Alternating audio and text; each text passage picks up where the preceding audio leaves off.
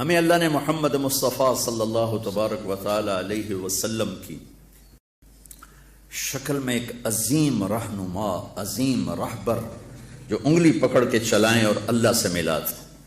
ایک بادشاہ نے محل بنایا بڑا عالیشان، میرے نبی نے فرمایا، تو اس نے لوگوں کو دعوت دی، پھر پوچھا میرا محل کیسا ہے؟ کہنے کہ بڑا زبردست ہے۔ دو آدمی چپ بیٹھے تھے، بادشاہ کی نظر میں تھے، یہ نہیں بولے۔ جب سارے بول اٹھے تو بادشاہ نے کہا آپ لوگوں نے کوئی تبصرہ نہیں کیا، آپ بھی تو فرمائیں۔ وہ کہنے لگے جی جو کچھ لوگوں نے کہا ہے آپ کا محل اس سے بھی اچھا ہے، لیکن اس میں دو عیب ہیں، دو عیب ہیں۔ سب نے یوں دیکھا، انہوں نے کیڑے عیب نظر آ گئے؟ کہا کیا کیا؟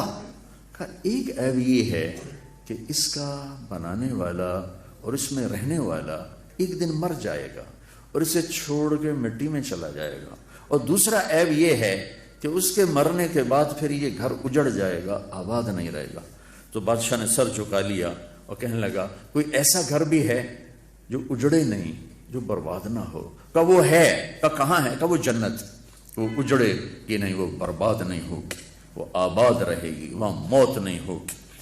تو وہاں تک کا جو فاصلہ ہے یہ میرے نبی پاک صلی اللہ علیہ وسلم کی غلامی اور اتباع کے بغیر بچوں طے نہیں ہو سکتا۔